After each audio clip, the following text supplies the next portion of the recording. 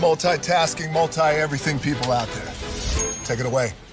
Find your glory, write your story, fearless feet will carry you.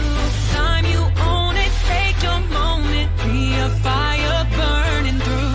Hustling from night until morning, grinding it out, it won't be long. Feel your power, it's your hour, you inspire, you are strong. Enjoy your Zoa. No applause?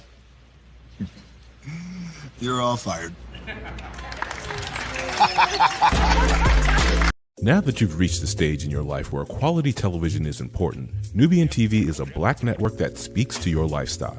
Nubian TV is the world's first digital network devoted to the upscale and political lifestyles of black people. Nubian TV's programming includes politics, travel, fashion, food, automotive, arts and culture, civil rights, music, and more. Watch now on Amazon Fire TV, Roku, or watch globally at nubiantv.net. Nubian TV, it's what you want to watch.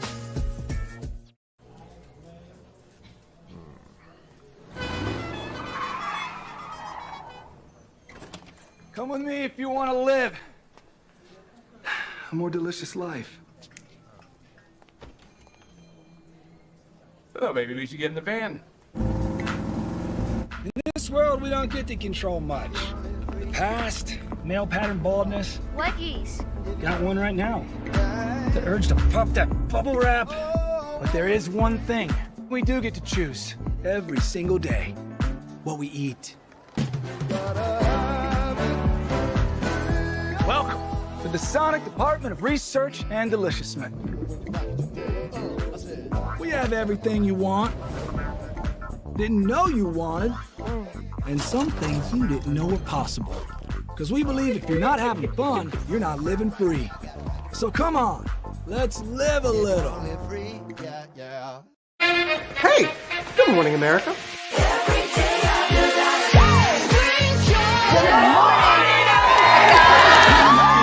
Good morning, America. Good morning, America. Good morning, America. Money! Are you ready? They are ready. Covering the biggest events in the country right now. There's a lot going on here this morning. It's always a good time. That's what the show's about. That's good. Really good. Very good. Coming in hot, Jimmy, coming in hot. It's far from elementary. Good morning, America. I'm not going to try to strut like Michael or anything. I have known George a long, long time. Have you ever gotten him to dance?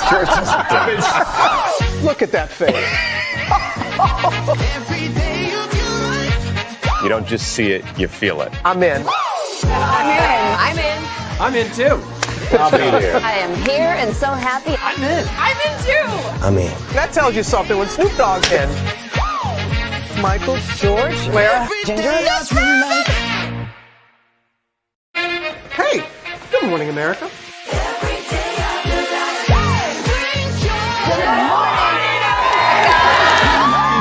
Good morning, America. Good morning, America. Good morning, America.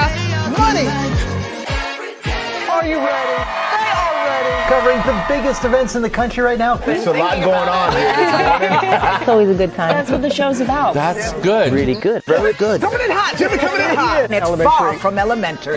Good morning, America. I'm not going to try to strut like Michael or anything. I have known George a long, long time. Have you ever gotten him to dance? Look at that face. You don't just see it, you feel it. I'm in. I'm in. I'm in too. I'll be there. I am here and so happy. I'm in. I'm in too. I'm in. That tells you something when Snoop Dogg's in. Michael, George, Lara, Ginger. Hey, good morning, America.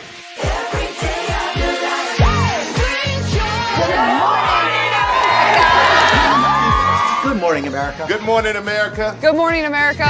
Money! Are you ready? They are ready. Covering the biggest events in the country right now. There's a lot going on here this morning. It's always a good time. That's what the show's about. That's good. Really good. Very good. Coming in hot, Jimmy, coming in hot. It's far from elementary. Good morning, America. I'm not going to try to strut like Michael or anything. I have known George a long, long time. Have you ever gotten him to dance? Look at that face. You You don't just see it, you feel it. I'm in. I'm in. I'm in. I'm in too. I'll be there. I am here and so happy. I'm in. I'm in too. I'm in. That tells you something when Snoop Dogg's in. Michael, George, where? Ginger. Hey, good morning, America.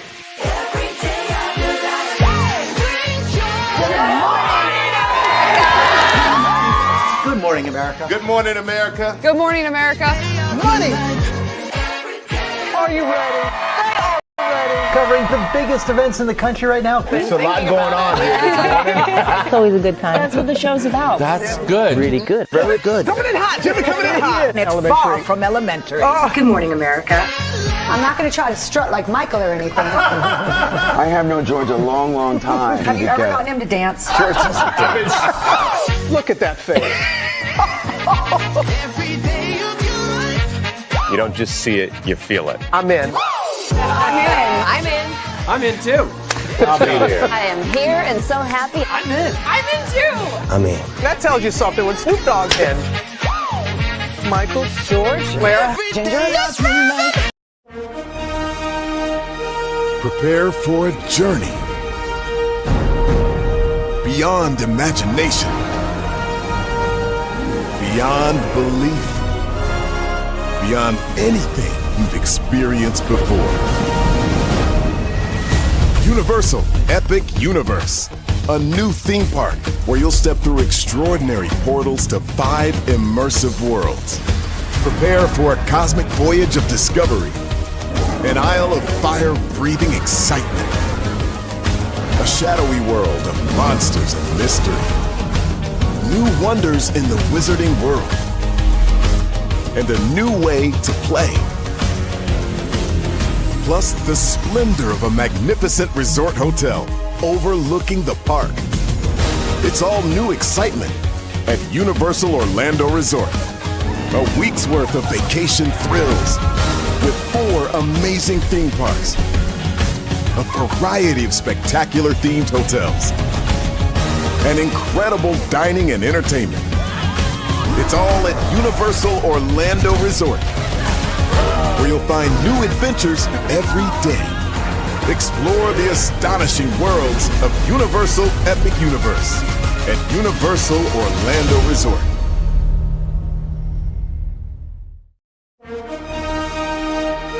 Prepare for a journey.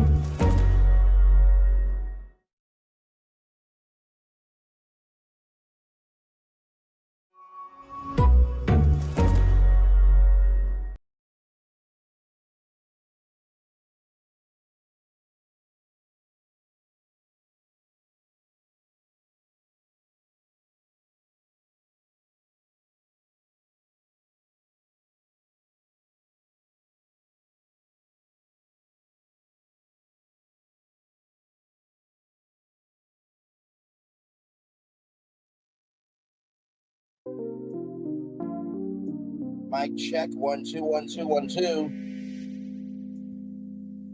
Mic check, 1 2 1 2 1 2. Child, I do not know what's going on with StreamYard. Let me make sure I'm good. 1 2 1 2 1 2. Child. Yep, I can hear myself. We are good, everybody. Hey, welcome in. Welcome in, everybody, to Brainley's Virtual Tour Live. I am so sorry for that. Y'all know sometimes StreamYard is StreamYarding, but we're here.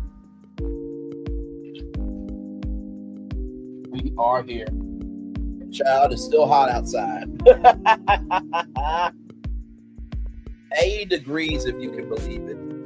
Where I am right now, it is 80 degrees. Welcome in, everybody. So tonight, really am excited for this tour. I know we got off to a rough start, but hey, we always want to make it an epic ending for sure. So tonight, we're going to talk about BOWSFest, which is the Black-owned wine and spirits festival. And then that Walt Disney Animation Florida building, I got a pitch for it. So with that being said, higher is waiting, low is available. But either way, we are live on tour. Let me take down this iconic intro here. Yes, indeed. Whew, Jesus. Man.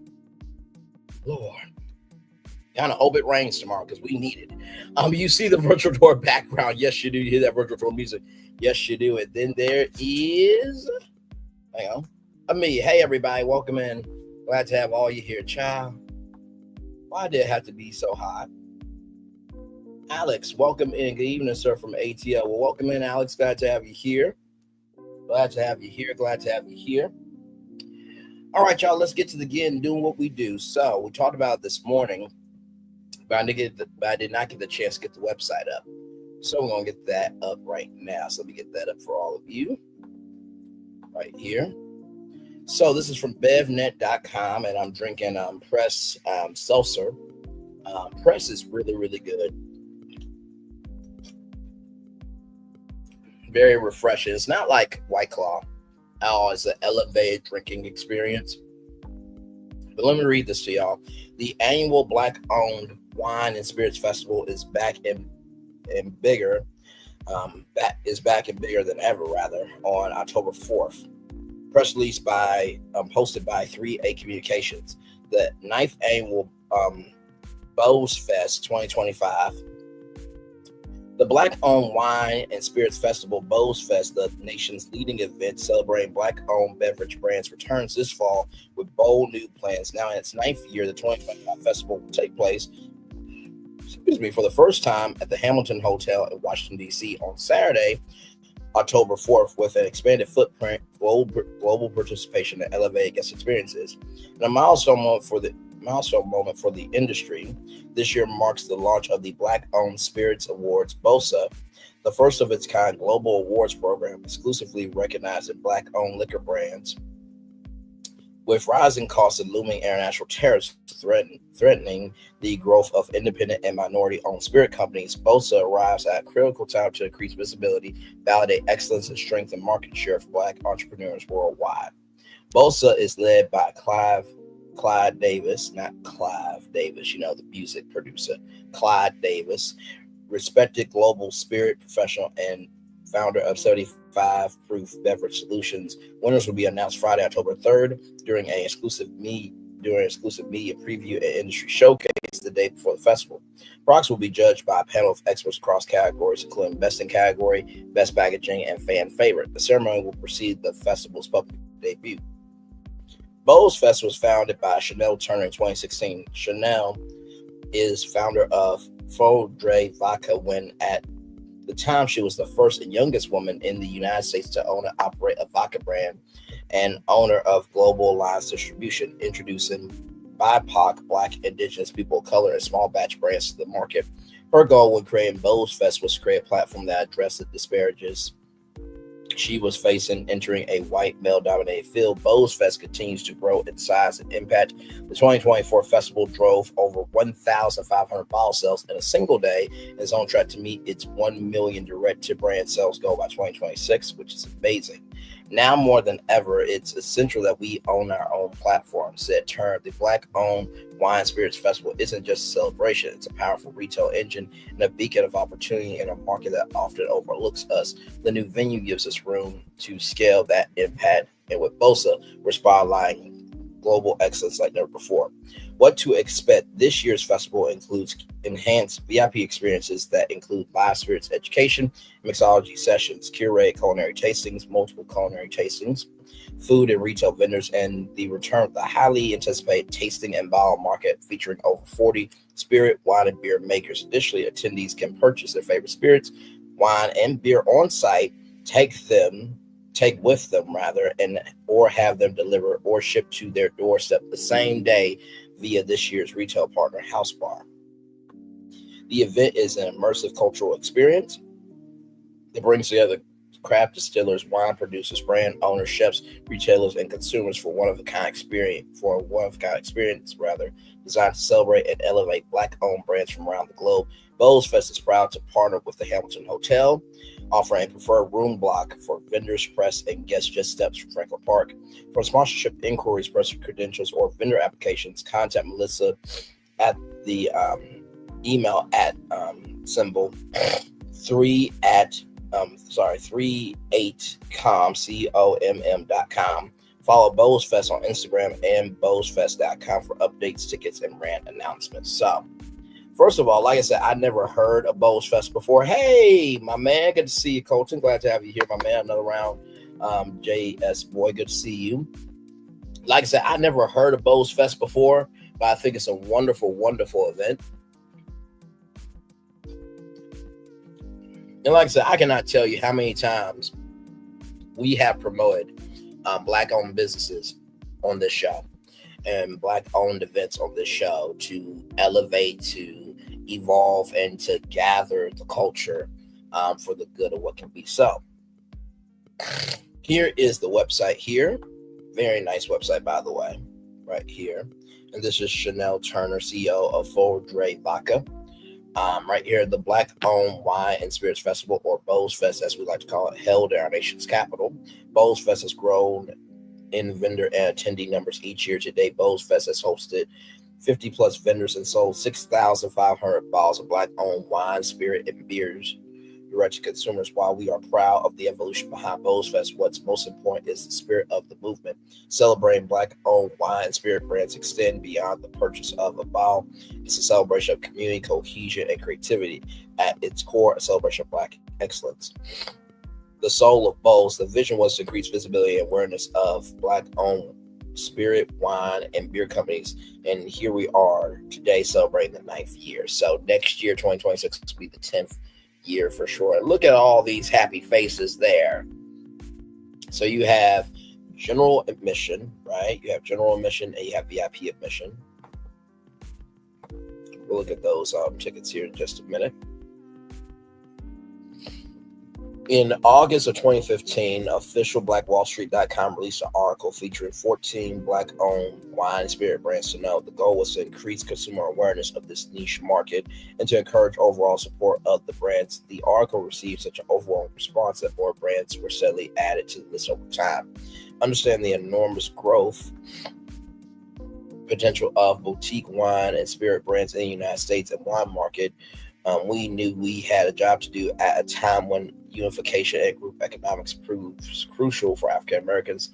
The need to bring more visibility to the innovation and ingenuity of our community became our mission. The article spurred initial thoughts around organizing a festival that would not only showcase these brands, but also provide commerce opportunities for consumers and industry professionals alike. So there you go. There. And then you can be a vendor for wine and spirit sampling and selling, food sampling and selling and retailing. I will tell you, if I was at a booth, I would be sampling the wine and spirits and the food to make sure it was quality for all the people coming. And of course, you could be a sponsor as well. I think all the sponsors here. So you have Uncle Nearest Whiskey will be there, which Uncle Nearest is a huge brand. Talo Tequila there. Tea Capri.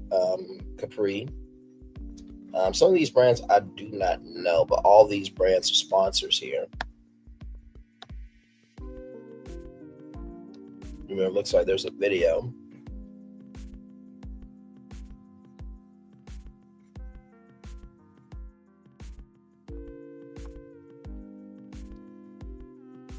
What the hell happened? Hang on.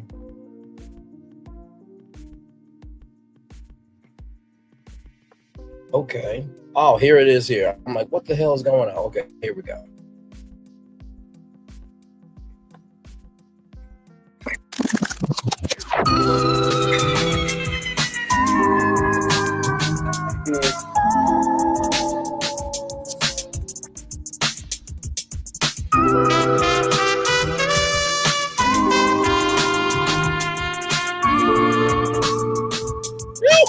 Wait a minute. You see how old this like is? What's going on here?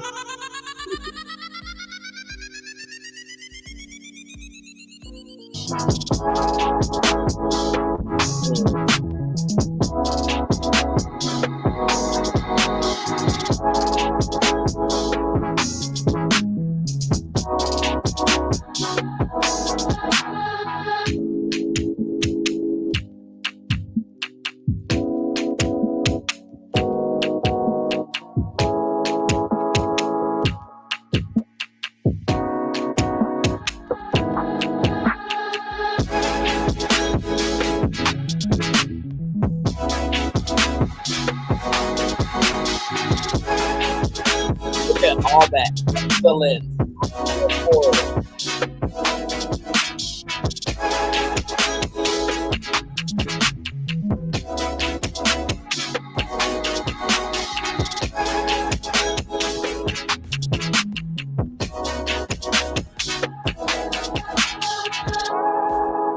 Looks like they got.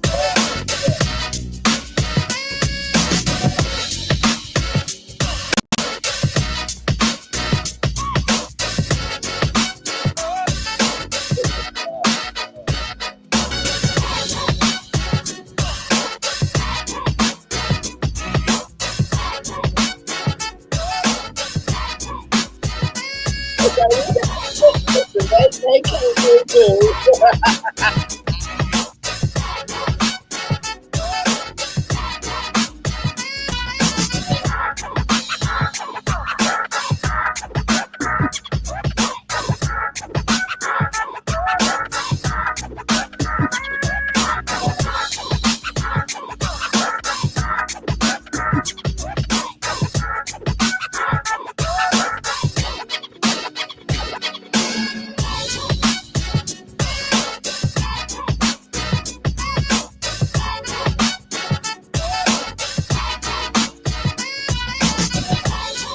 That house, oh, look at that.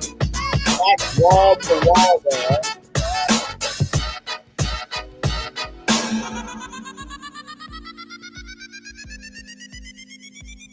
Incredible. And that was the 4th annual BOWSFest, ladies and gentlemen. That was the 4th annual one there. And look at that. See how God worked. 4th annual BOWSFest, and I'm talking about, look at that right there. Look at how God worked right there. That's amazing. So, sponsors here. Should be able to go to each one.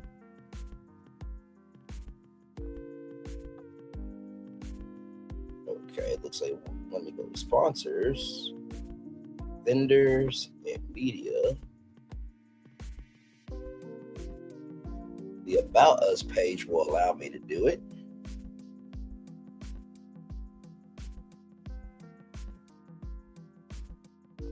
Let's hear the message from the CEO here.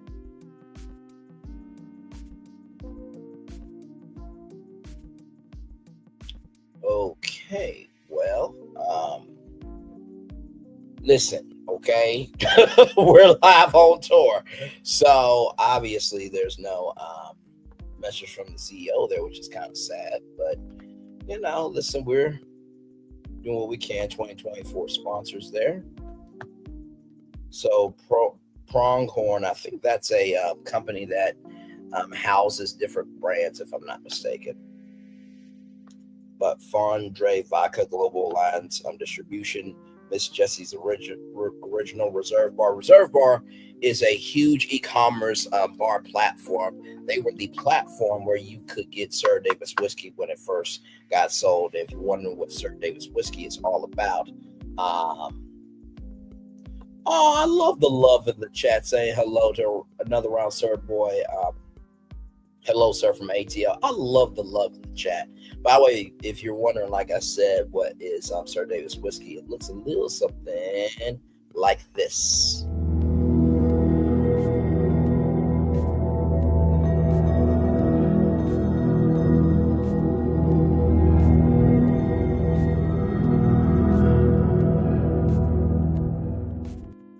That is Beyonce's whiskey. I still want to try that. And speaking of Black-owned brands, here's another one. Roll it. Where are the girls that like to have fun? Chicas. Where are the girls that like to have fun? Chicas. Where are the girls that like to have fun? Chicas. Where are the girls that like to have fun? Chicas. Where are the girls that like to have fun? I'm a fun girl, very fun girl, see a shot, take a shot, never run girl. I'm a fun girl, very fun girl, see a shot, take a shot, never run girl.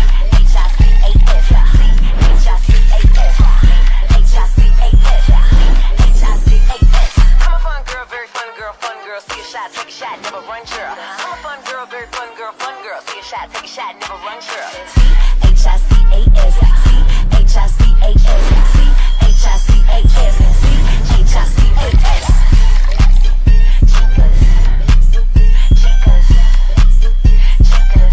Chicas, divertidas. That is Megan Thee Stallion's tequila brand, by the way, everybody.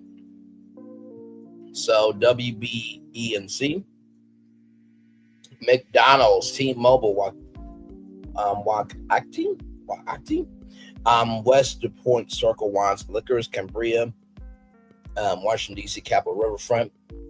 Cambria is a hotel brand, by the way, and AZUU. So those are all the sponsors there for the 2023. The 2024 vendors that came through were all these brands here. So Dre Vodka, Sophisticate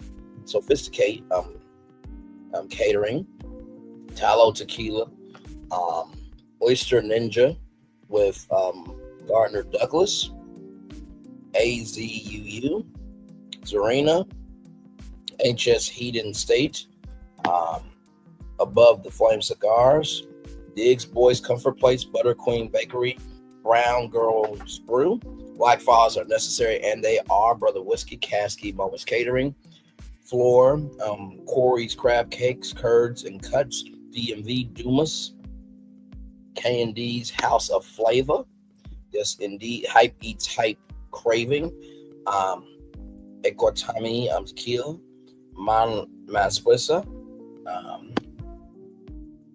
Lacereri, Liquor. Sorry about that if I butchered the name there. Martin's Peak.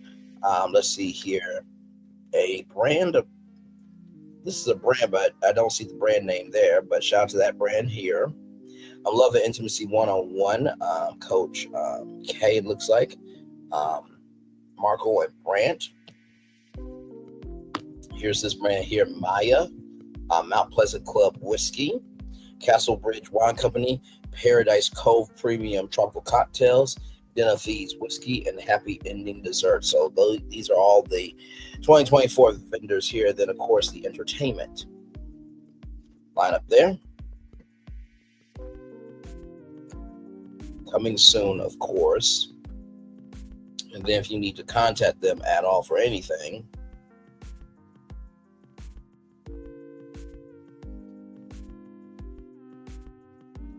so you can see last year tequila, Equano, looks like that's Caribbean rum. Your name, your first name, last name, email, mobile, inquiry type, and message. You do the captcha, then I'm not a robot. So there you go. There, shout out to that. And then of course, right here, your ticket, $99 for general admission, festival access all day, tastings from Black-owned wine, spirits, and brands, live entertainment and DJs, access to dozens of culinary and dessert vendors, robust marketplace for unique brands, businesses, on-site bottle sales, festival programming, and demos there. But if you get the VIP ticket for $199, you get exclusive access to the VIP lounge here, glass and session cocktail class. So you get a hands-on mixology session led by the Brew Brothers. which is very cool. Then the lounge is a beautifully curated space with elevated design and comfort, only open to VIP guests with ample seating.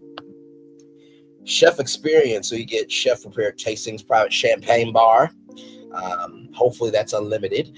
Priority bottle purchase access, VIP only tasting, swags, keepsakes as well there. So very, very cool. So either way, very, very, very good value there. All right, y'all. Whew, I'm trying to catch my breath because it is so hot. But one thing to know, two things for sure, I always give you guys a quality show for sure. Because do you know why? Do you know why? Do you know why? Because here's the thing, a good streamer can find other content.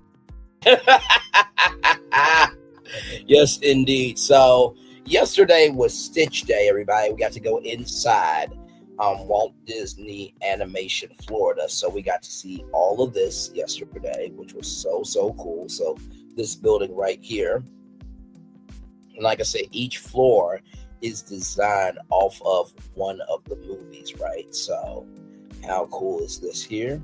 If you missed any of it, just go back to 626 Day here. I'm just showing you this here because I got inspired by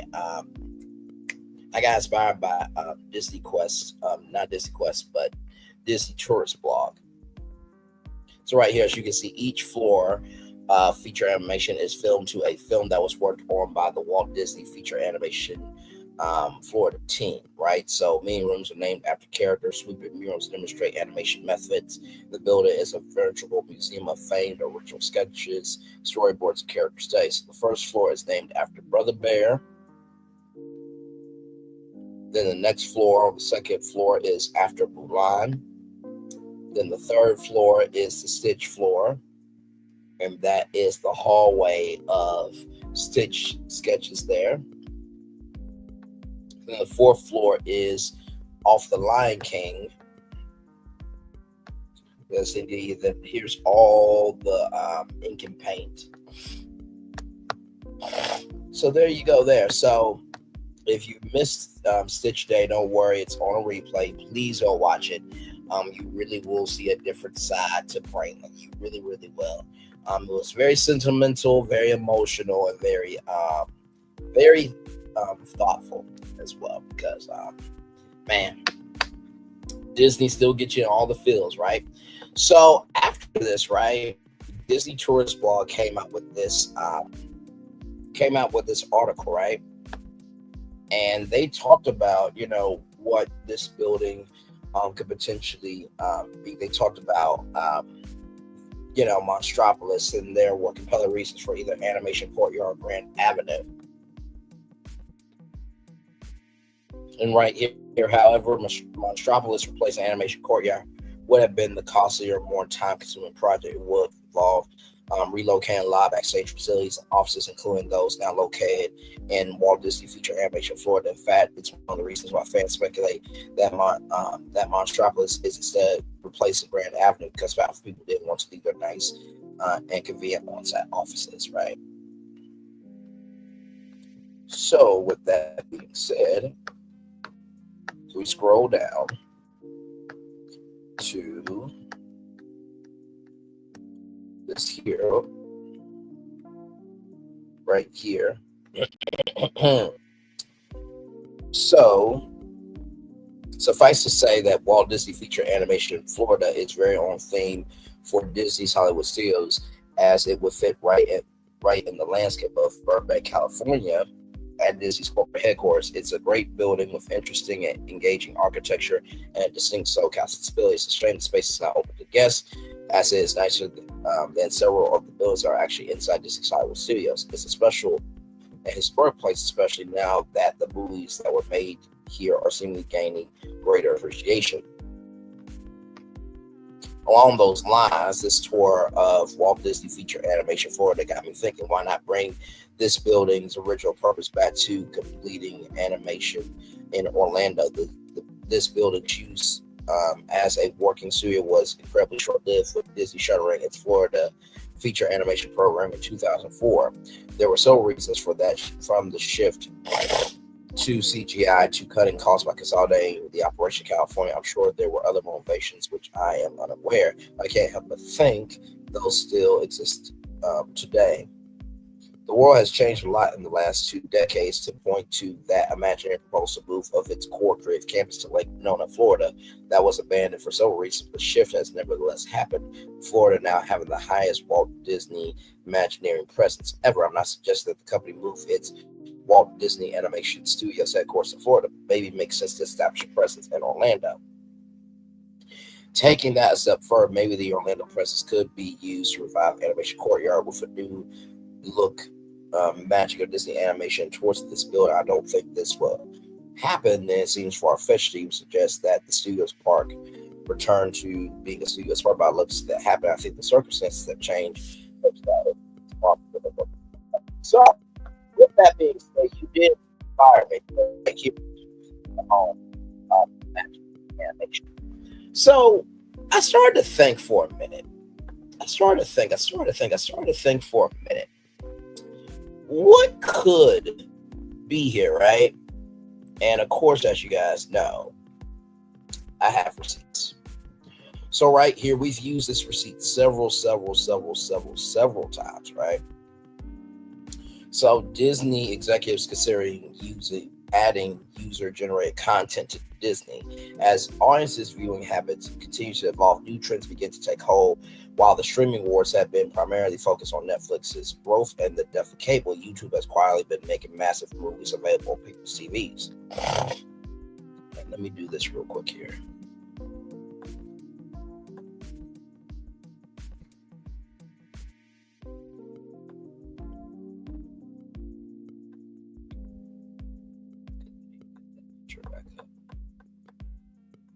Give me a moment.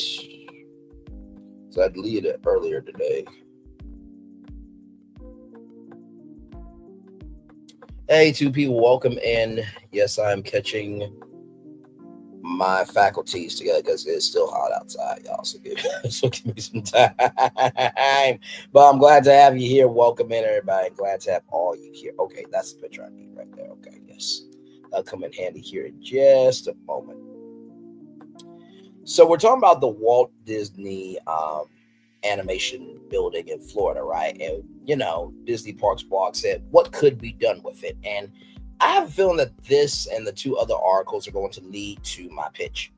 As audiences' viewing habits continue to evolve, new trends begin to take hold. While the streaming wars have been primarily focused on Netflix's growth and the death of cable, YouTube has been quietly making massive movies available on people's TVs. Many people think of YouTube as just something you might watch on your phone, but more and more people, including myself, watch a lot of YouTube on their main televisions. Throwing the success of YouTube TV, which is now the largest cable-like provider in the United States, and now the platform that is known best for hosting user-generated content, now has almost 10% of all television viewing in the United States. This is causing much dismay among executives at studios like Disney, with different strategies coming into play. Some are ignoring the situation, while Disney is trying to engage with younger audiences by making many of its shows from Disney Junior and the Disney Channel available on YouTube. Generally, Disney still treats YouTube as a promotional platform with trailers, clips, featurettes, and interviews. But it has tried making more expensive shows specifically for YouTube, like Star Wars Jedi Temple Challenger. For a while, there was a number of exclusive Disney Plus theme shows released weekly on YouTube. However, due to costs, these have all been canceled. That's not all. According to CNBC, Disney executives regularly discuss YouTube every day and strategic means that have considered adding user-generated content to Disney Plus, though it's not on the immediate roadmap, according to people familiar with the matter who asked not to be named because the discussions are private. The idea of adding user-generated content onto Disney Plus would be a difficult situation for the streaming service. While it would allow a huge amount of content to be available within the app, generate more views, engagement, and advertising money, there are a lot of risks. Disney, unlike YouTube, is very reliant on its brand name and recognition, so having content that wasn't handpicked by the studio for the streaming service would put that at risk if something inappropriate was added. Disney recently added the Hulu Hub or tab or portal to Disney Plus and requires mature content to be rated, which will fit within the parental control system. Allowing anyone to upload to Disney Plus would likely be a nightmare to control, as people could upload movies and shows from other studios or add inappropriate content. Some other considerations must be taken into account, as user-generated content would drastically outweigh the high-quality content available on the platform. But there are some advantages to opening up Disney Plus to user-generated content, as Disney could still cherry-pick the best of anything submitted, giving a more curated lineup of content. Mr. Beast could be a perfect example of user-generated content of a high enough quality to entertain audiences on Disney Plus. Currently, there are a number of high-quality shows aimed at children, which originally debuted on YouTube, including Blippi, Kids, Diana's Show, and Morphe, before large companies picked them up and started distributing them on other platforms. Many of these shows are regularly trending on Disney Plus in the United States, highlighting why Disney might be interested in exploring this future. Disney's ESPN has also had success bringing the Pat McAfee show from YouTube onto the sports network, highlighting that it can be done, though that also has had some bad publicity on occasions. Amazon Prime Video offers a program that allows users to submit videos for the platform, though it does curate what's available to maintain high standards. Apparently, Disney executives are very aware of YouTube's rising dominance, especially for young people. There is also lots of other content on YouTube that can be suitable for the platform, as many creators make content about Disney parks, rides, and merchandise, movies, and TV shows.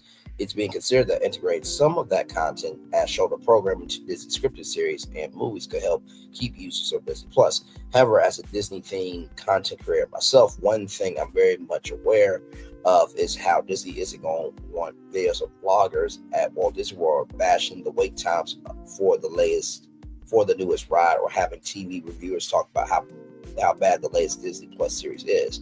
So that is Roger from What's on Disney Plus in Disney Plus, right? So just imagine, if you will. Oh, I love the love in the chat. Thank you guys for that. Just imagine, if you will, if this happened. Wait for it. There it is. So imagine Brainley's virtual tour on Disney Plus, right? So how cool would that be? Now, of course, I want you to recognize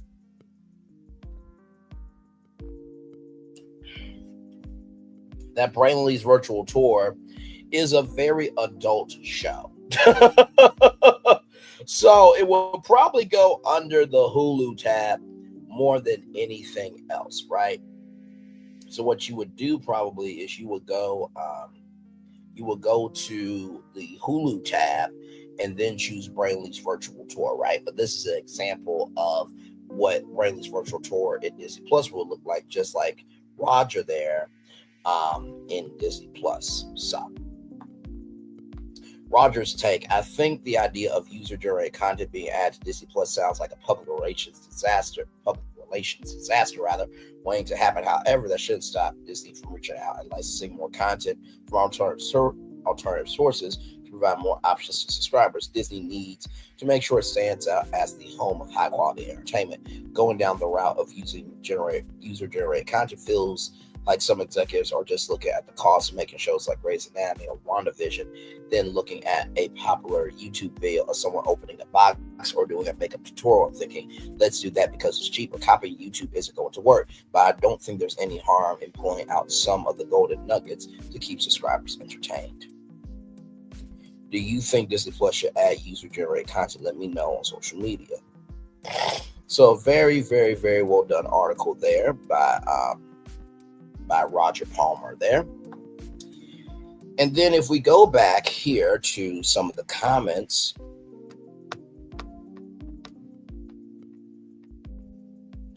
I attended a Disney Institute Leadership Summit at Walt Disney World a few years ago. One of the field excursion was to HS. Our bus broke down on the way to collect us, and while we waited backstage on we were granted access to this building to escape the heat and use the facilities. I didn't think much of it at the time, but now I'm glad I got to see it. I used to work in feature animation only a few years ago, right next door to the Elvis photo. It's such an amazing building with history and character. I'd be devastated if they demolished it. You can hear the tower turret screams or Toy Story Land, depending on what side of the building you're on. Out of curiosity, what's the premise of What's the premise for giving this extended tour of the facility? I love Disney, but I'm not naive enough to believe that there was no purpose to this in-depth viewers. It's just a Seinfeld-esque sticking it to those of us with no such access. It would be a tragedy to lose this building to more theme park crap.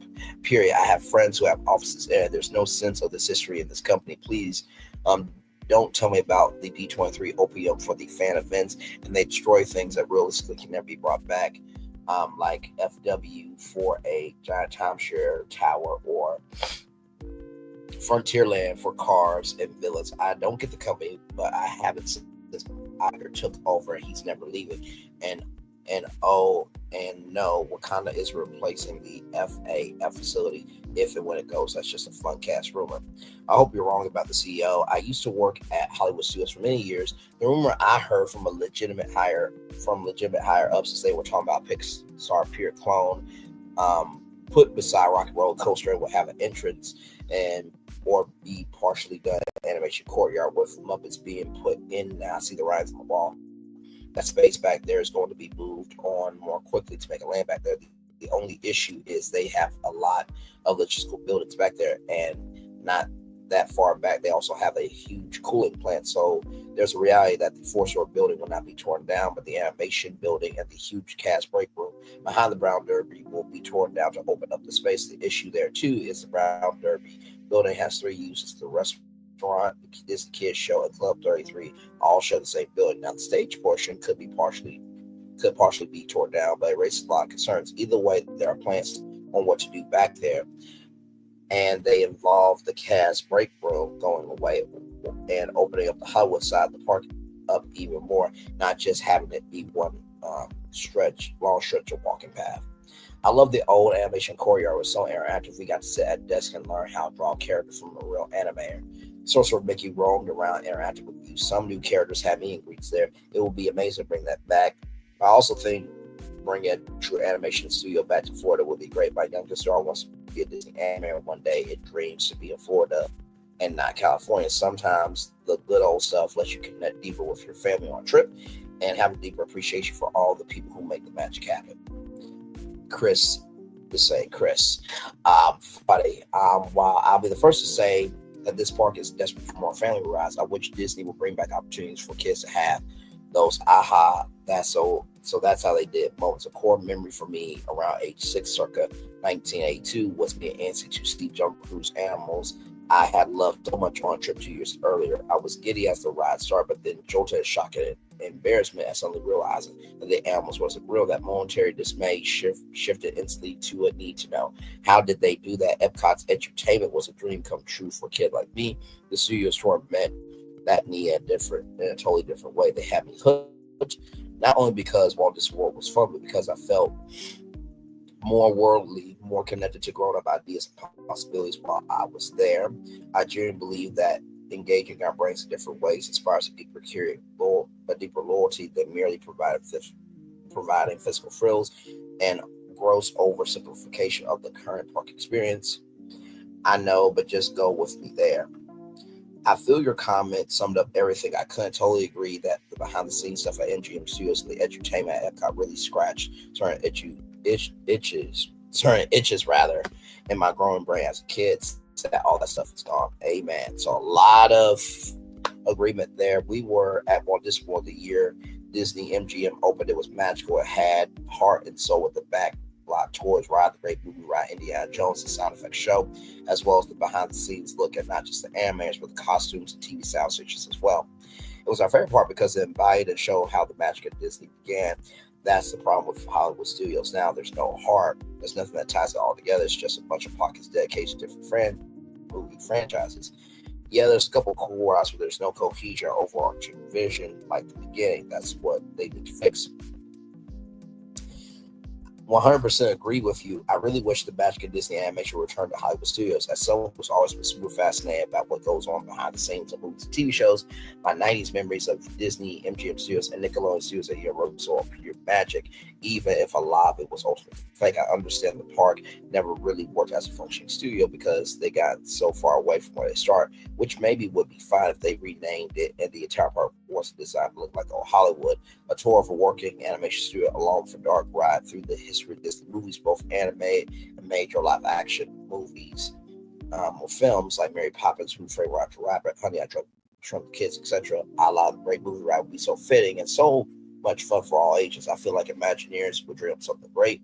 Interesting things pertaining to Disney animation history, and those attractions will be timeless, but instead I'm sure we'll get another land based on a single movie / franchise that may or may not age. Well, the thing that really sucks about whole chunks of the parks devoted to certain movies franchises is that so much real estate and budget is devoted to something that doesn't necessarily appeal to everyone. We don't hate Toy Story, Star Wars, or Monster Inc., but man, I wish those three things didn't take up half the park. The magic of Disney animation was one of the greatest, if not the greatest, attraction in all of Walt Disney World. The side-split hilarity of the opening movie with Robin Williams and Walter Cronkite, being able to watch animators that work in the final film montage was absolutely mesmerizing. There's been nothing like it before or since. I remember the animation studio as one of the highlights of my early visits to Disney MGM Studios, watching the artists sketch images and the ink and painters paint the cells fascinating me. The gift shop it had was one of the best in all of Walt Disney World. It contained unique and one-of-a-kind art and items not found anywhere else. I look forward to time spent there and merchandise bought in the shop.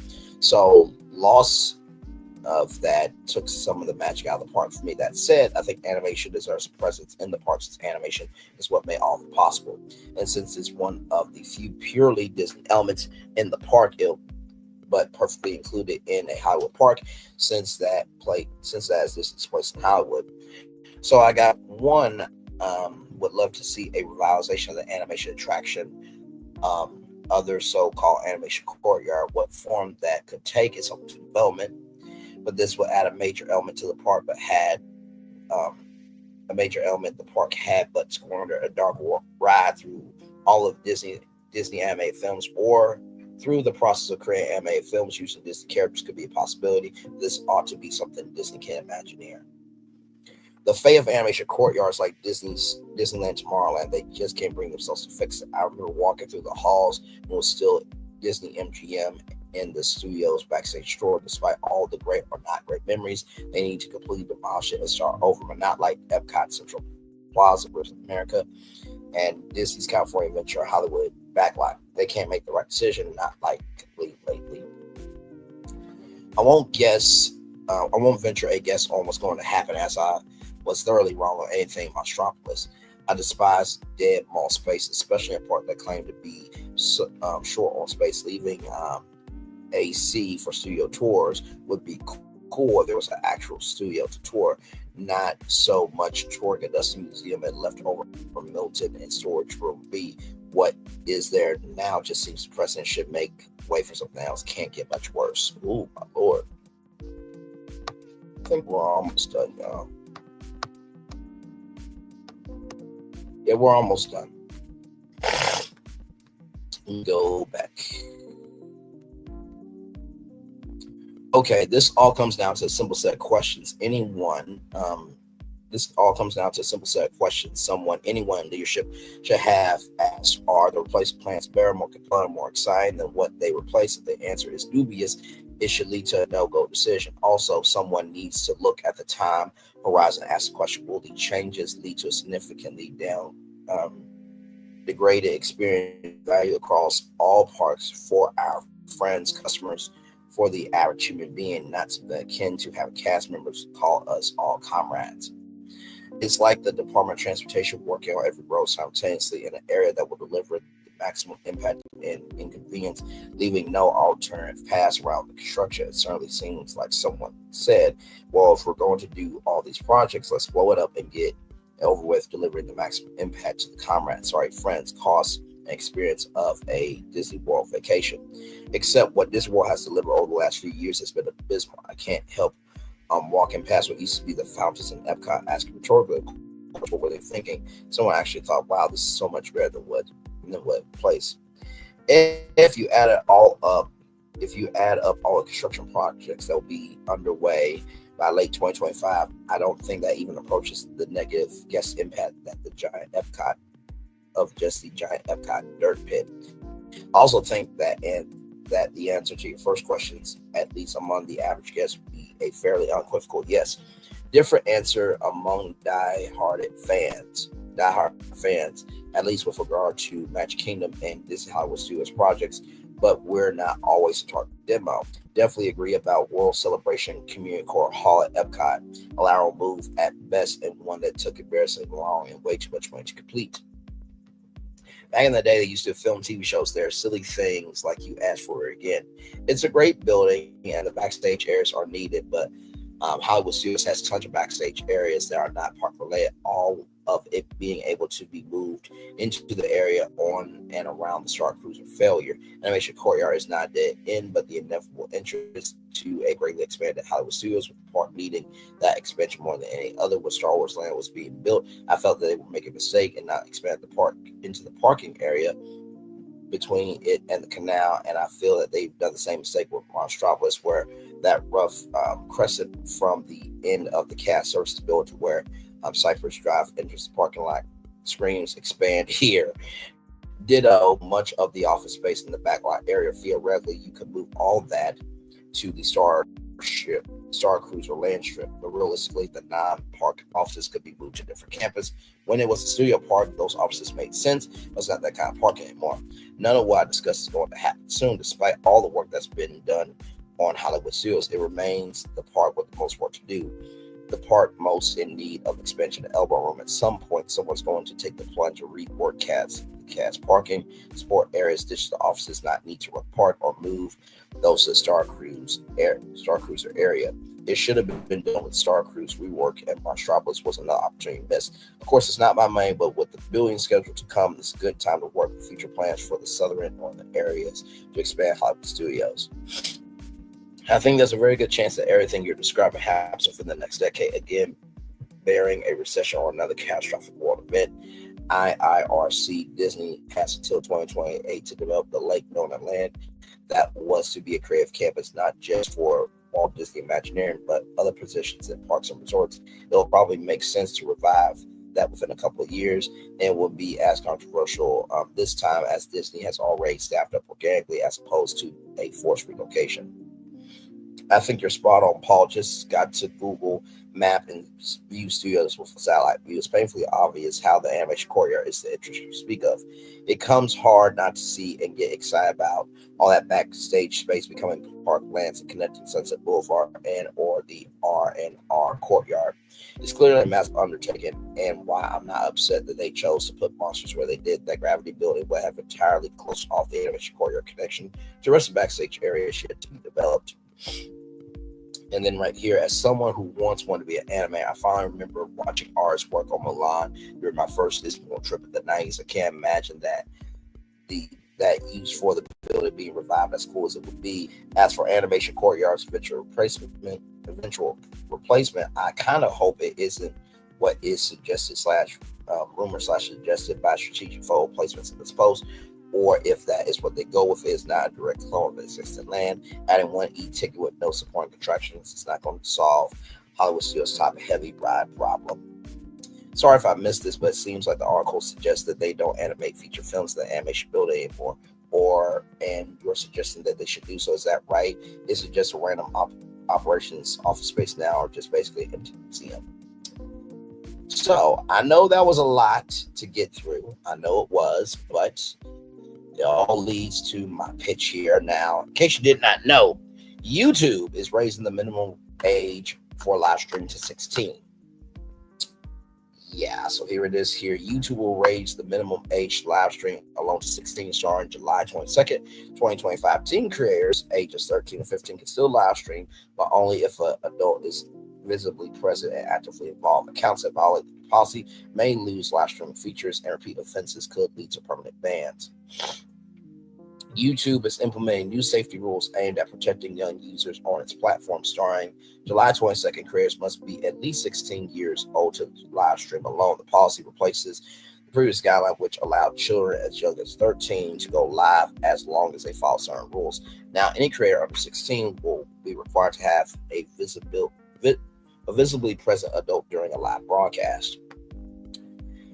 YouTube says the changes are designed to strengthen protections for minors and provide clearer boundaries for who can participate in live content creation, while young creators can still engage with their audience that will need adult supervision or risk account penalties. Why is YouTube raising the live stream age limit? The backstory. YouTube's updated policy comes amid ongoing concerns about child safety and harassment risk during live streams.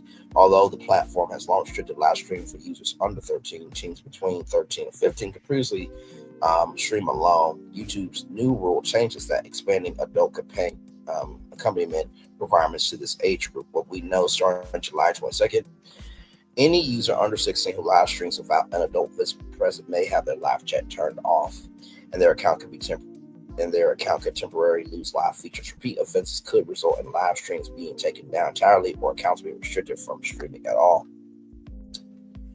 YouTube also clarified that affected creators will be notified by email, and any attempts to bypass restrictions by using another channel could lead to full account termination.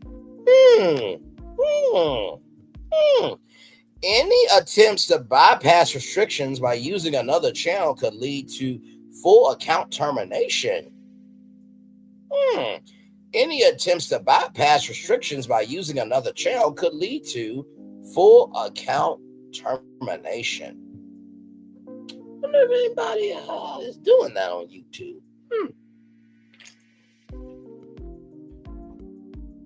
Interesting. I mean, YouTube said it right there. Any attempts to bypass restrictions by using another channel could lead to full account termination. Any attempts to bypass restrictions by using another channel could lead to the full account termination.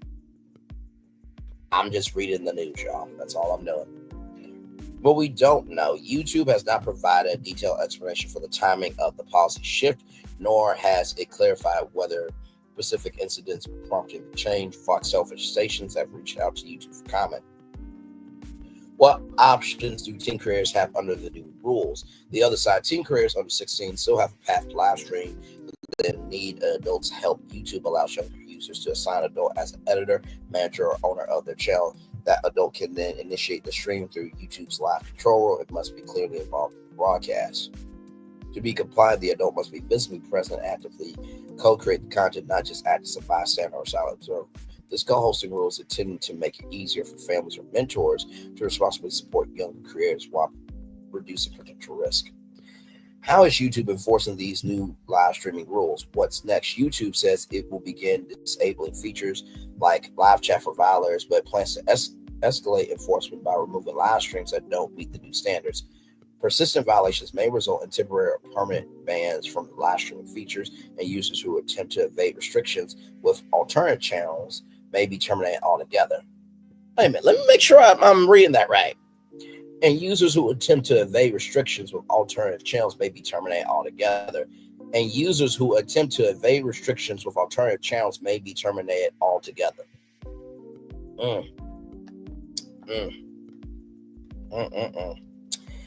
Well then, moderation tools and privacy settings will remain available to help all creators, especially minors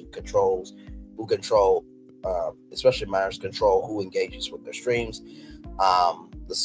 The source. This article is based on an official update from YouTube's help page, which outlines the July 22nd, 2025 policy changes regarding live stream age requirements. Just for details were reported by Matt Tate and confirmed by YouTube's social media account. Further information was gathered directly from YouTube's child safety and community guidelines. So very interesting. Very, very interesting, man. Especially right here.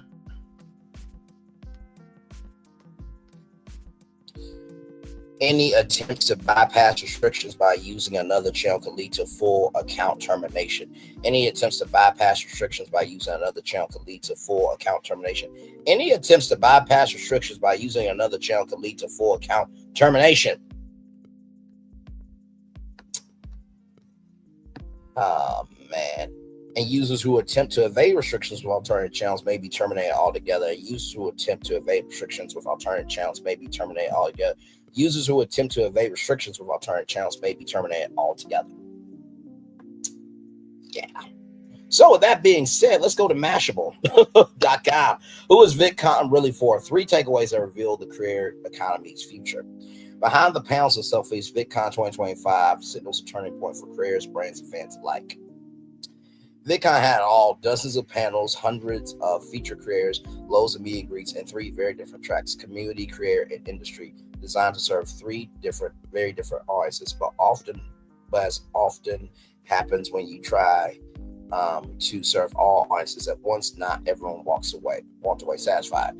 Still, a few core themes stood out amid the noise. These 3 takeaways reveal where the career economy is going next and why careers may need to adapt faster than ever.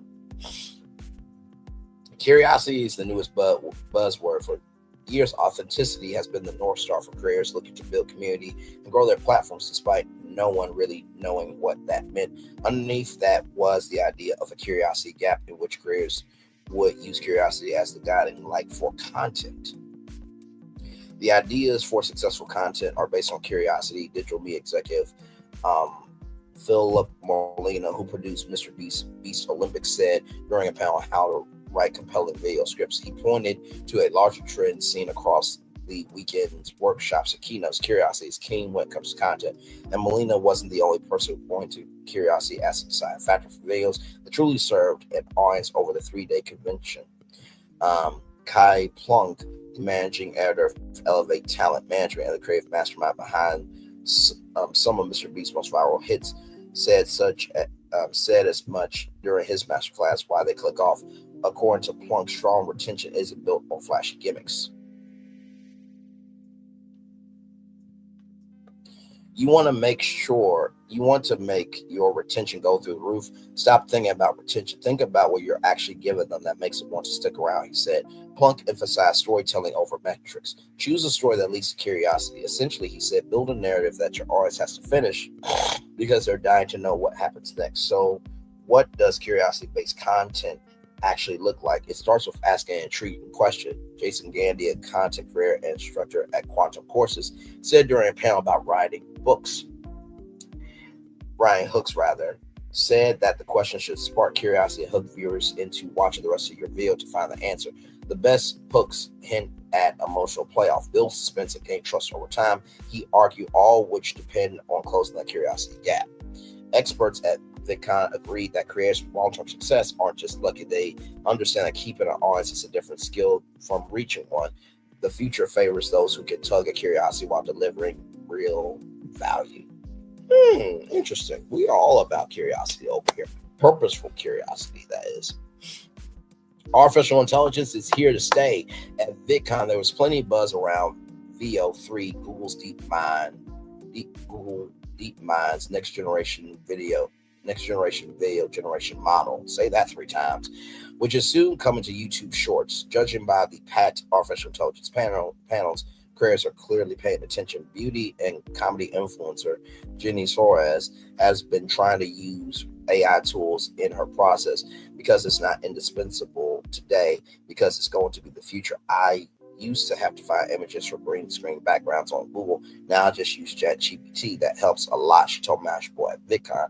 While she doesn't rely on it for every part of the creative process, she added, sometimes I have the idea and I just want to see how I can bring it to life. Sometimes it works out, sometimes it doesn't.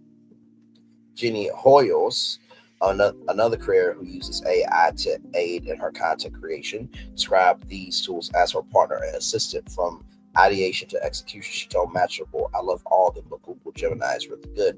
Her approach is systematic. Identify a trend, brainstorm with AI, choose the most viral hook and payoff, and then build a video line by line. I don't even think about, what is the viral video? I just think about what's a viral hook, what's going to shock people.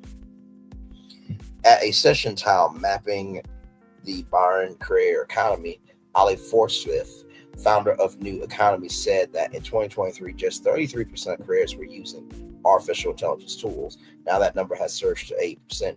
Forsyth argued that AI doesn't just make creation easier, it transforms creators into global businesses from day one. With AI-powered dubbing, for example, careers like Mr. Beast can reach massive audiences around the globe. Every creator is going to have to be AI-focused.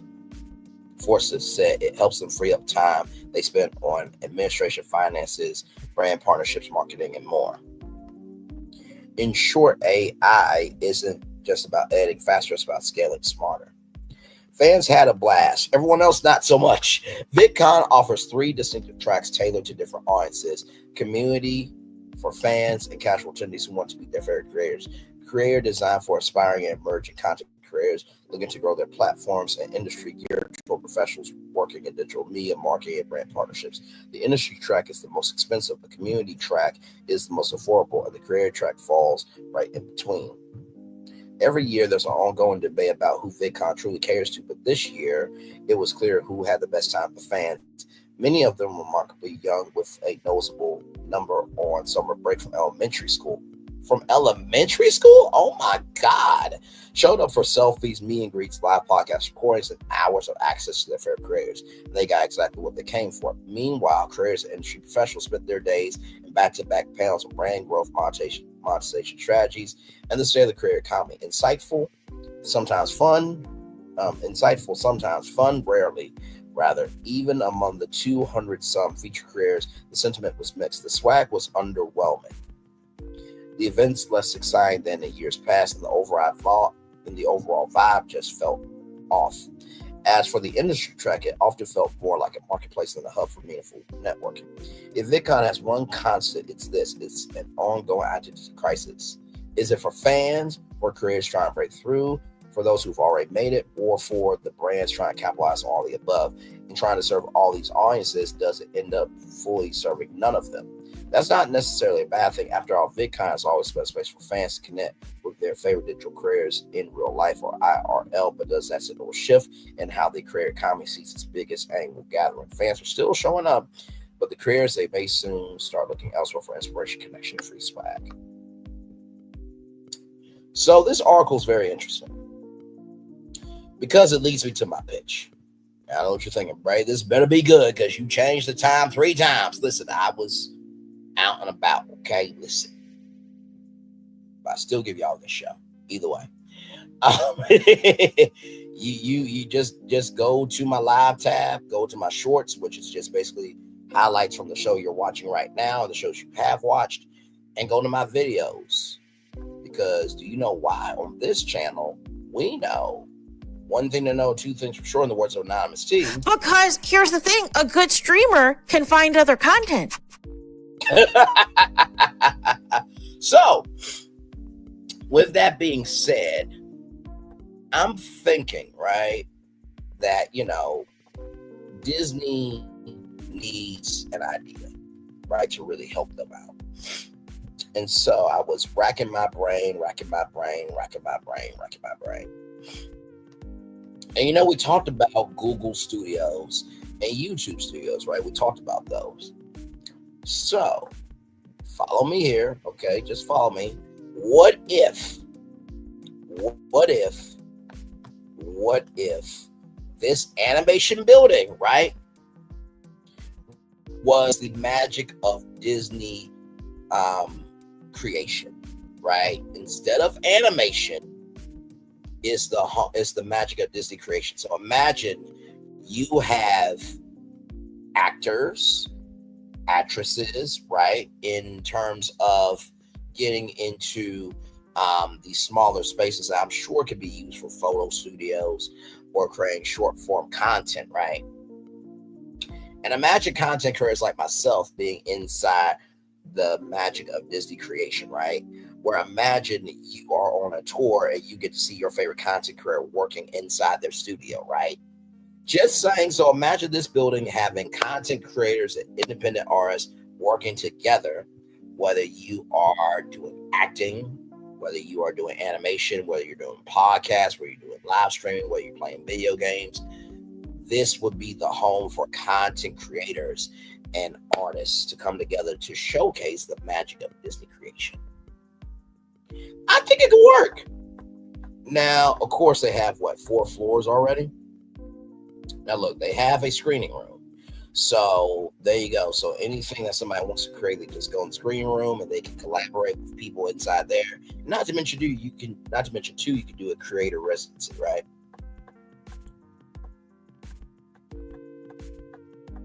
And then, of course, you have the conference rooms here. So the conference rooms can be for content creators and independent artists to meet and talk about what they're going to do. And guess what? Imagine, too, you have Disney Plus, you have Hulu, you have ESPN. Imagine content creators producing content for all three platforms from that building in Hollywood studios, right? Now, of course, could you build the sound stages again? Could you do the studio tour again? Who's to say, right? Because first of all, space is everything. So you got to look at the space that you have, and then you got to really work a lot. So, you know, Epic Universe is alive, well, it's strong. So it's going to take some years if Disney wanted to redo this. But I do believe the creator economy, which is like $1 trillion economy, if they turn this into a content creation building where content creators can have offices and be able to do live streaming and video gaming and cooking and painting and anything and everything, I think that this would be so cool. Because imagine your favorite content creator working from that building, right? And you go inside the magic of Disney creation, right? And you get to hang out with content creators that are creating content for Disney Plus, Hulu, and ESPN. I'm just saying, I think it would work very, very well. You know, that's the pitch, right? So, yes, indeed. So I hope you guys enjoyed this show. Sorry for the lateness, child. It was hot outside, and not to mention StreamYard was StreamYard. So I'm gonna turn off my camera now because we did a whole show for over an hour. Yes, we have. Oh my Lord, one of my fingers been hurting all day long today. I do not know why. I do not know why. I do not know why.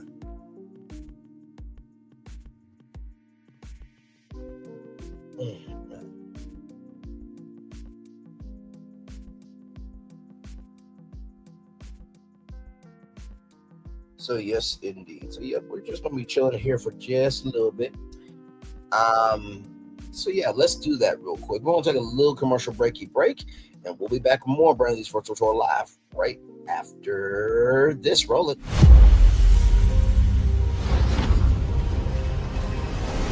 Beyond this gate, find gardens green and epic worlds to fill your dreams.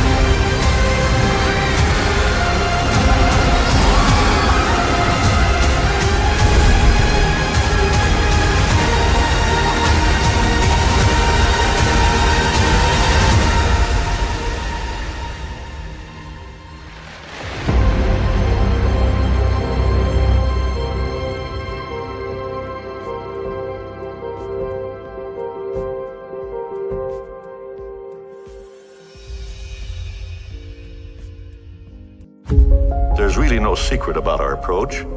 We keep moving forward, with the hope that it will be a source of joy and inspiration to all the world. In Disney's 102-year history, there have been many defining moments and countless achievements. Today, we celebrate another thrilling moment, the creation of a spectacular new Disney theme park resort coming to Abu Dhabi.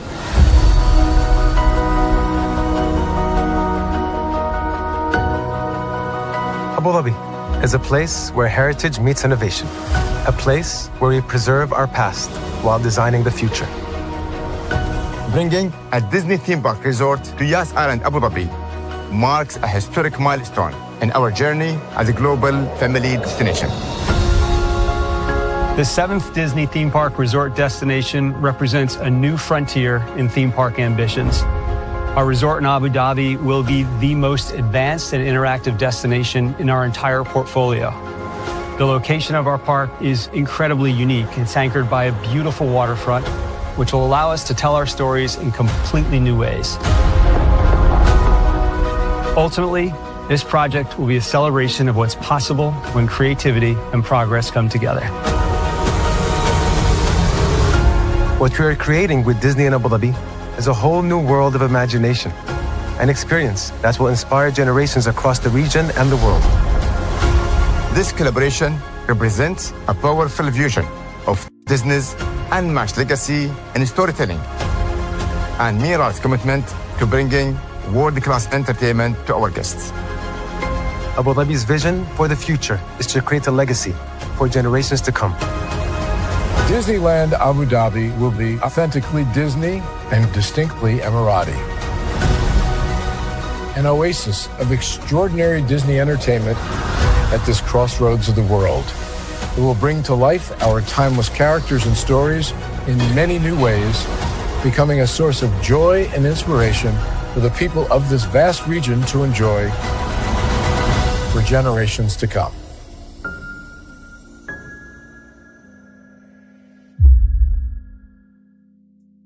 Power 923 Jams and the Arkansas Minority Health Commission encourages you to take the COVID-19 vaccine to help keep you and your loved ones safe. Involved in our community, the People Station, Power 923 Jams. KIPR Pine Bluff, Little Rock, KFOG, Little Rock, a Cumulus Media Station. And now, back to the jams. Hip-hop. Drake. Girls want girls where I'm from. Yeah, but girls want girls everywhere. R&B. J. Howell. Just 'cause I love you and you love me. And now, bumping back-to-back continuous music with another fresh new jam. Heard here first on the People Station, Power 923 Jams.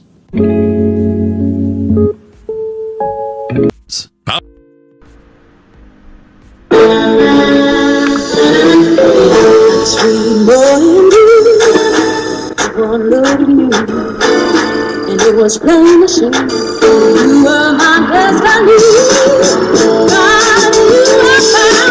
I come from Memphis. Our fun is your fun. Welcome to the celebration.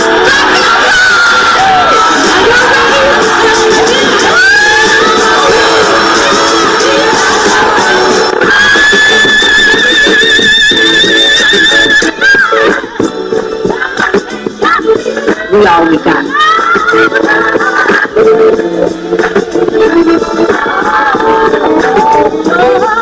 I'll see that. Don't you leave here today with happiness. I want you to leave here with show.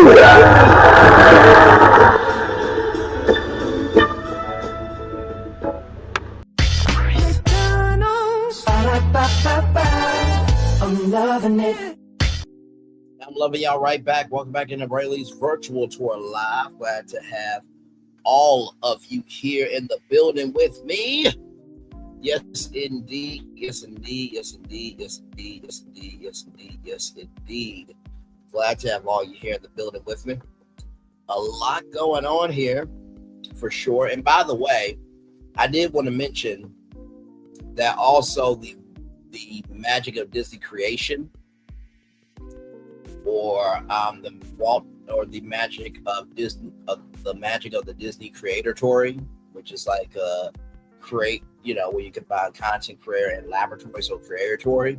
They will also produce content for ABC television, right? And then you're able to bring back the ABC app. So I think it will be a cool idea. Will Disney be that creative and take a swing? Probably not. I mean, for goodness sakes, they have a glorified building to oneself called the Robert A. Iger Building in New York, not giving a damn about broadcasting history. You know what I mean? So it is what it is, and this is the thing, right? I was talking with a friend of mine. They were like, you really talk about these companies, but you want to work for them. It's like, listen, I am a media commentator, right? So if they make a decision that I feel like is off, is not right, this, that, the third, guess what? I have the right to say something on it. Okay? So if anything, I want these companies to win, right? But also, too, we can also love something and still call it out for what it is. I feel like we should be able to do that as fans.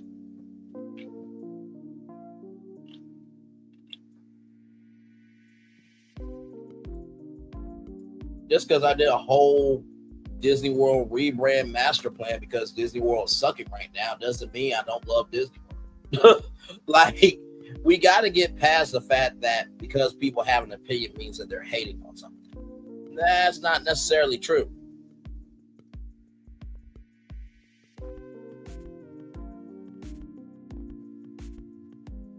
So, yes, indeed. Just wanted to bring that to y'all's attention. Because believe me, it does get a little bit tiring sometimes of hearing, oh, you gotta speak this way, or you gotta move that way. It's just like, yeah.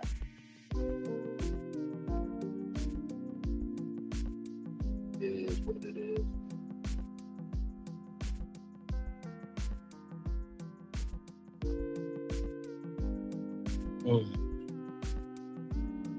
So yeah, we'll let it ride out for a little bit here until 1 hour and 30 minutes here, and then we'll probably head on out. I already did the Daily Motivator during the Diddy show, so please go watch that. It was a great show, great recap show. So the trial is officially over, and jury deliberations will begin on Monday, ladies. So soon as we get the verdict, I will be live talking to all of you about it. So get ready for that.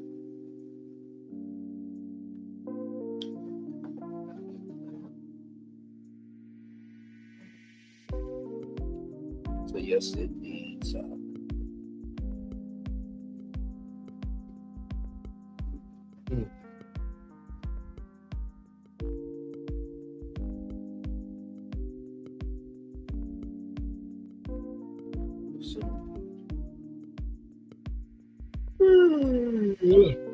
Jesus.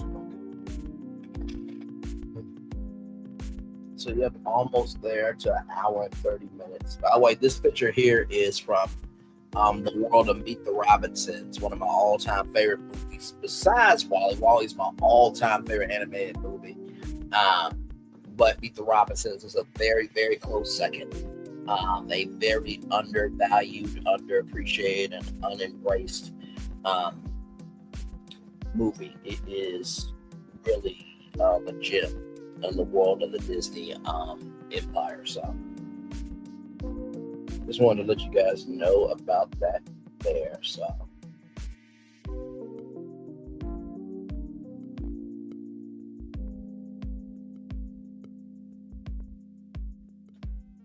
as we get ready to end our time here together, I thank you all so much. Another great week of content here on Brayley's Virtual Tour live. Of course, Saturday, we're off because we did the Never Ever Mets. So we are done with that show. So, of course, Nelly and Shanti will figure out how to incorporate that into the timeline. Don't worry. I have been hearing about the trailer for the reunion for Housewives.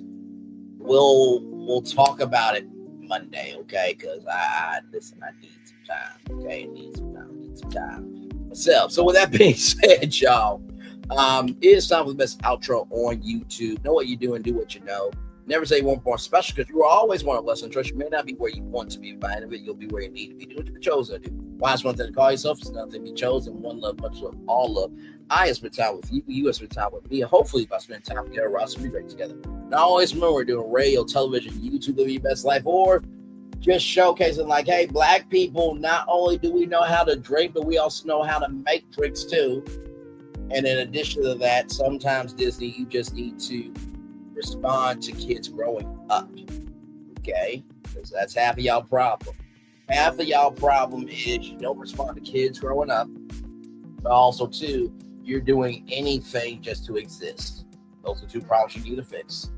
Make sure the replay is always ready for you to watch it, not just ready for the super. If you want to experience it again, I love you, I value you, I embrace you all. Always remember, in order to receive love, you gotta get it, or receive love, you gotta get it, or receive love, you gotta give it. Wherever obstacles you have overcome, where success you have achieved upon this particular day, I'm extremely proud of you. But no one's as proud of you, be proud of your damn self. Finally, y'all listen. To everybody that has rolled with me for this whole trial, I thank you. It really was a pure delight. Well, I say it was a pure delight being able to give context, conjecture, and connection to a case that needed it. It was a privilege to be able to bring it to you all in the fashion that we were able to say what needed to be said, but most of all, to showcase that, hey, guess what? The world is spinning. And yes, there are people with a pulse to know that there is more in the world than just reality TV, because in the words of Anonymous T, as the fireworks go off behind us here. Because here's the thing, a good streamer can find other content.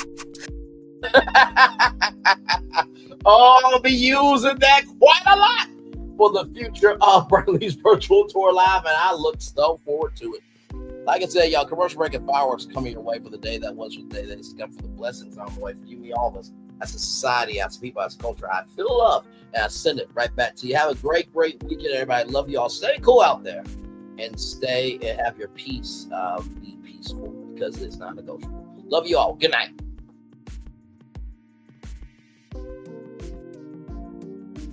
I thought I should tell you, they've been talking about you. Yeah, they've been talking about you. They've been talking about the fact that they've done everything they could to stop you and everything they could to block you, but you still win. They've been talking about the fact that they have undermined your success and they have tried to sabotage your seasons, but you keep winning. They've been talking about the fact that even though they don't like each other, they get together to try to kill you, but you keep winning.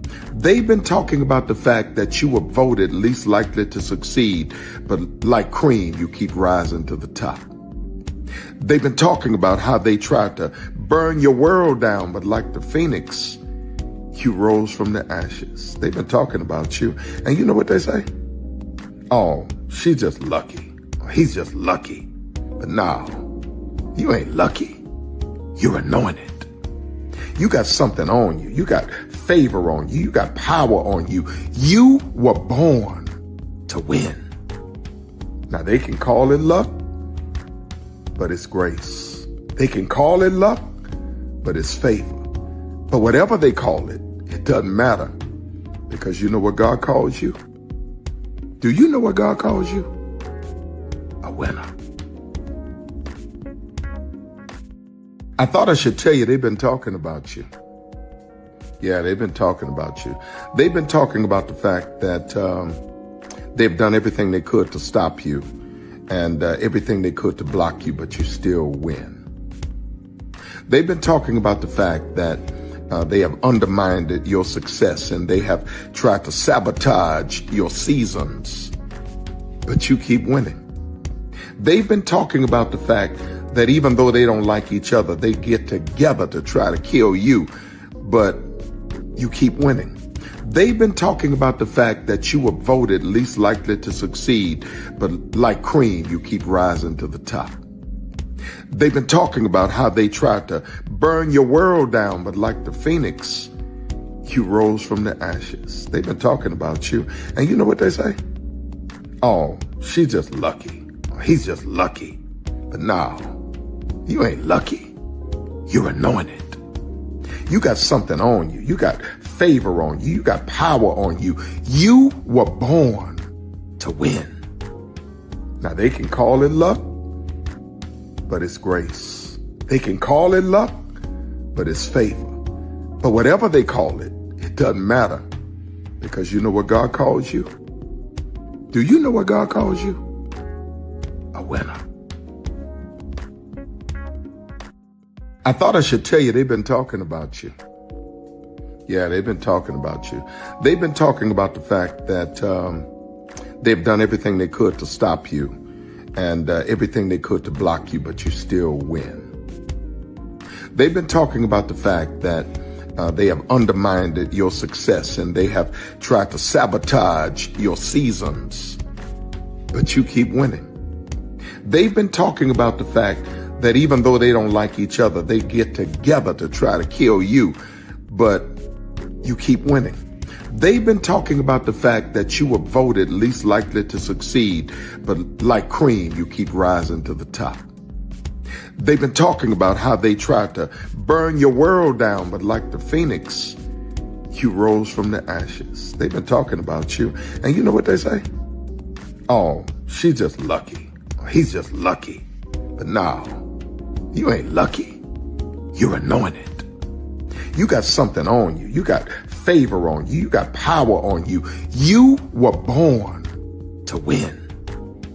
Now, they can call it luck, but it's grace. They can call it luck, but it's favor. But whatever they call it, it doesn't matter, because you know what God calls you? Do you know what God calls you? A winner. Good evening. My name is Mark Woodbury. I'm the chairman and CEO of Universal Destinations and Experiences. Well, we're finally here. Tomorrow we begin a new chapter at Universal Orlando Resort as we open Epic Universe. We built this place for you. I want to thank you, our fans, for your love of our stories, characters, and immersive experiences that inspired this incredible place. Epic Universe represents over 8 years of meticulous planning, immense creativity, and innovation, combined with unmatched craftsmanship and operational excellence on the part of thousands of people who have brought to life the stories and characters that live beyond each of Epic's portals. But it represents so much more. Your love of Universal and the deep connections we've shared together here in Orlando over the past 30 years inspired us to dream bigger and to push the boundaries to create something extraordinary for you and for generations of fans and families to come. And tomorrow, as we open Epic Universe, I can't wait for you to experience this place for yourself. Now it's your turn to step inside, to lose yourself, and to share this place with the ones you love most. As we open this park, we hope your world becomes a little more epic. Tomorrow, Epic Universe becomes yours.